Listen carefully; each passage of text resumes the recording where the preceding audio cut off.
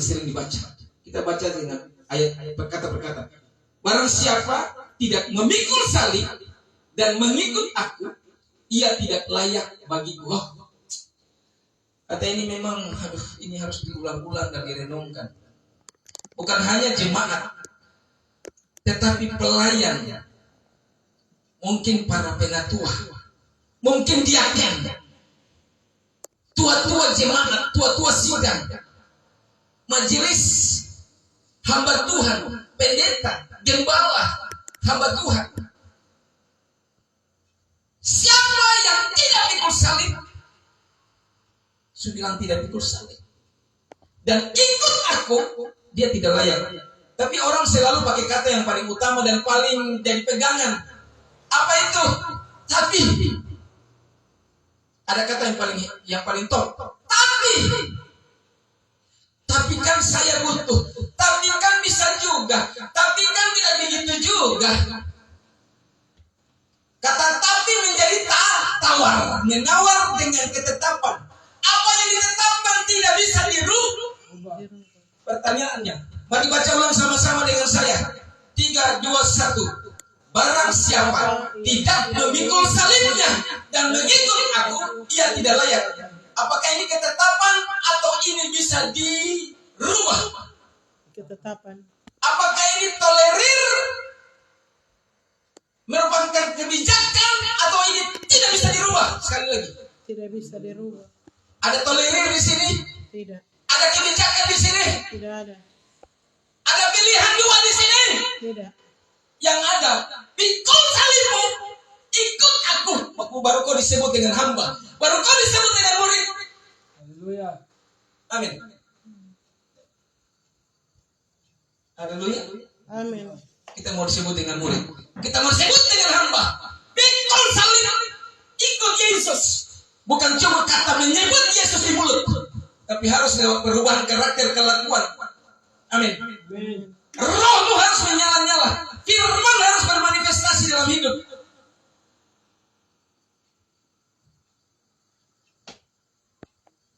Saya pakai kata yang sedikit keren. Legitimasi, hukum yang harus tertanam menjadi bagian tetap sebagai hukum yang mengikat itu, hukum yang mengikat. Kau harus kerjakan, kalau tidak, kau tidak mendapatkan syarat untuk masuk dalam kerajaan Allah. Amin. Yes. Haleluya. Saya pakai kata yang lebih enak, tapi sebenarnya pendek. Legitimasi menyangkut legalitas yang bersumber dari yang punya kuasa, ditetapkan dan tidak bisa dirubah. Siapa yang mengikut Yesus, pikul salib sangkal diri dan bertahan sampai kesudahan, kata firman tadi di dalam Matius 10 berikutnya. Nanti lihat. Ini susah sekali orang mau mengerti. Dia pakai tawar tentang ayat ini. Dia bikin pikul salib itu seperti sesuatu yang cuma pergi gereja, pulang gereja. Pakai dasi dan pakai jas. Mulut sebut nama Tuhan. Tuhan bilang begini, mulutnya menyebut namaku, tapi sesungguhnya hati dan perbuatannya jauh daripadaku. Hei, hati-hati, hati-hati. Tanam ini baik-baik. Kerajaan sorga bukan berbicara tentang perkataan, tapi kerajaan sorga bicara tentang kuasa yang mengubahkan. Amin. Amin. Dia mengubahkan bukan tentang bibir, lidah, mulutmu, tapi dia mengubahkan hidupmu, jiwamu, kelakuan dan karaktermu. Dia mengubahkan isi rumahmu yang tadi berbeda karena permusuhan dan pertikaian. Amin. Amin.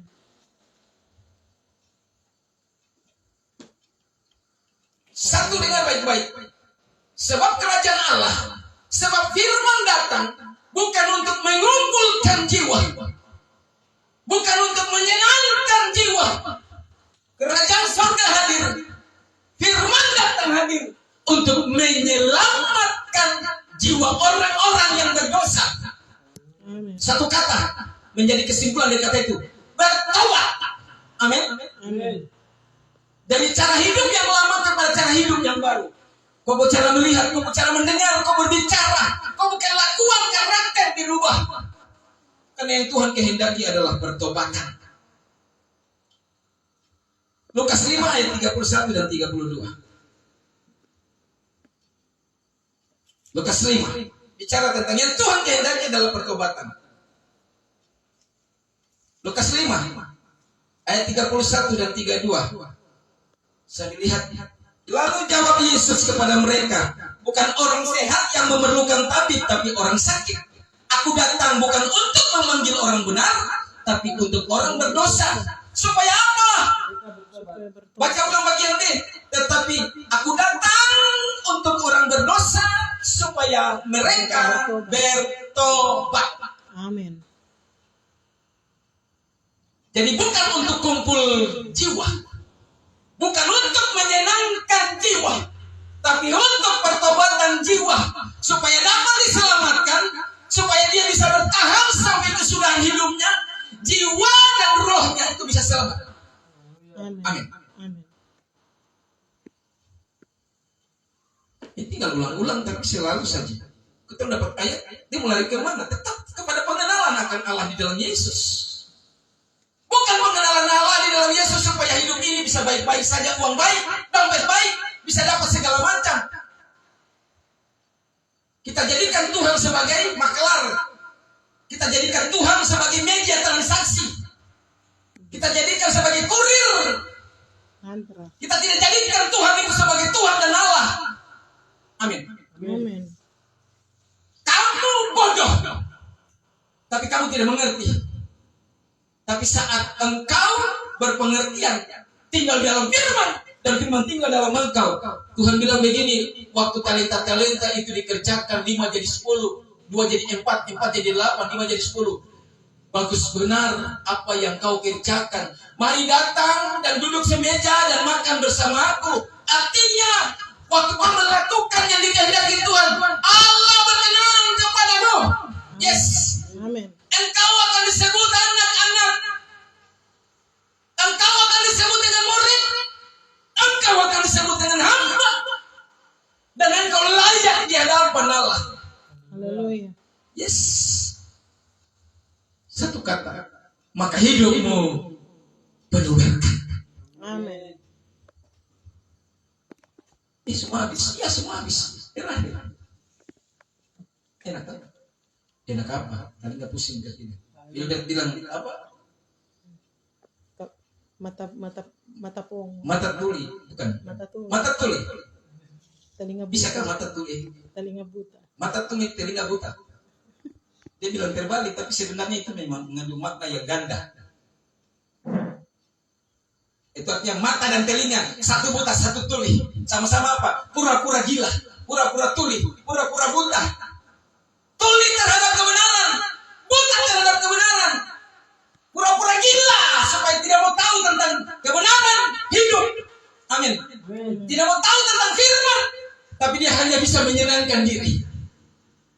Daging jalan terus. Hal-hal jahat dan dosa jalan terus. Abaikan tentang pertobatan dan takut hormat akan Tuhan. Filipi pasal 2 katakan, kerjakan keselamatanmu dengan takut dan hormat dan gentar. Tapi tidak. Karena dosa itu nikmat. Sedap, baik, biasa, wajar-wajar saja. Kalau bahwa itu tidak berkenan, Tuhan bilang, kuduslah kamu, tapi kau anggap kudus itu apa sih?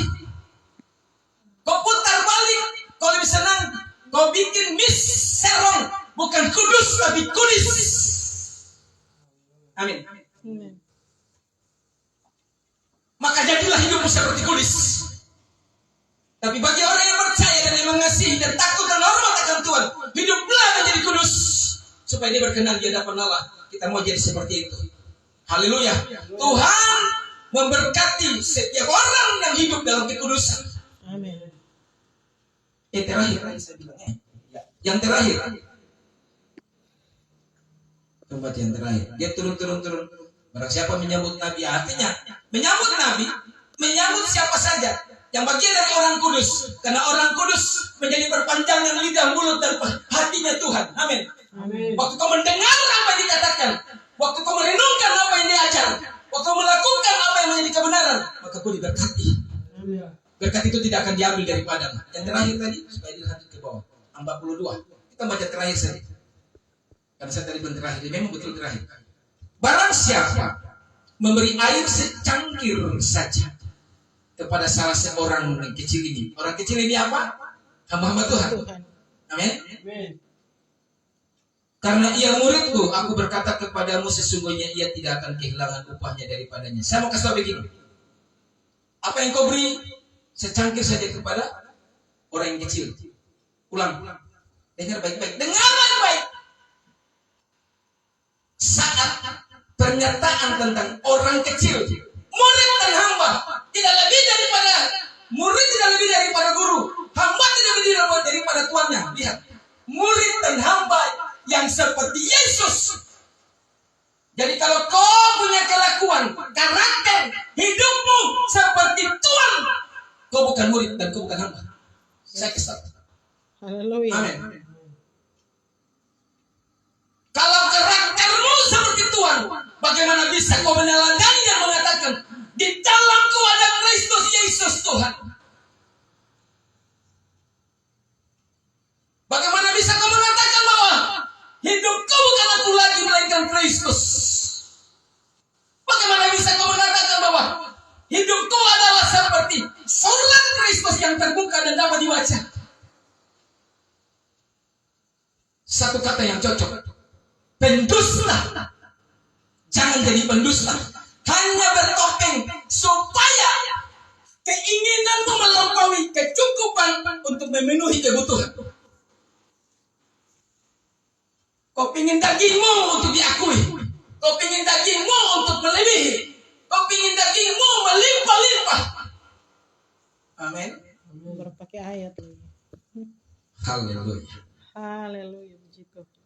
Kau coba satu pengertian dalam keseluruhan firman Tuhan hanya untuk bisa supaya menyenangkan telinga orang, menutupi maksud yang ada dalam diri, tanpa mau menguji diri, tanpa mau cari tahu tentang kebenaran, kehidupan dan keselamatan yang adalah firman Tuhan. Apa yang ditetapkan pikul salib sangkal diri, kau tidak mau tahu. Kau bikin menjadi sesuatu yang dapat ditolerir dan ada kebijaksanaan. Padahal itu adalah Ketetapan. tidak bisa dirubah. Kau jadi hamba-hamba Tuhan. Kau jadi murid-murid Kristus. Kau harus menjadi hidup sebagaimana Kristus dia juga hidup. Amin. Supaya kau bisa jadi teladan dan meneladani orang lain yang hidupnya jauh daripada jalan-jalan Tuhan. Kalau jalanmu serong, kau mau bawa orang ke jalan yang mana? Kalau bibirmu sesat dan dusta, kau mau ajak orang untuk ikut kemana? Kalau matamu mata pembohong dan mata seorang yang sombong, kau mau lihat siapa untuk orang itu lihat kau? Kau memberikan siapa yang ada dalam kau untuk orang lihat bagi kau? Keteladan apa yang akan kau bawa bagi dunia ini? Bagi orang-orang yang berdosa untuk diselamatkan dalam pertobatan. Amin. Terakhir tapi dia kancang. Karena saya tidak bisa kompromi dengan dosa. Sebab saya hamba Kristus. Saya hamba Yesus. Saya hamba Tuhan. Apa yang keluar dari bibir mulut ini, saya harus bertanggungjawabkan di hadapan manusia dan di hadapan Allah di surga sampai kesudahan. Amin. Dan saya harus ajar orang supaya dari bibir lidah mulut, dari guru kepada murid, dari Tuhan kepada hamba, Tuhan di dalam Kristus yang memberi teladan kepada orang yang akan juga menjadi hamba, dia akan menjadi sama di dalam pengajaran yang sama. Turun temurun diwariskan sebagai warisan sampai kekekalan. Amin. Tuhan Yesus berkati kita semua. Mari kita berdoa dan teguhkan dalam firman-Nya.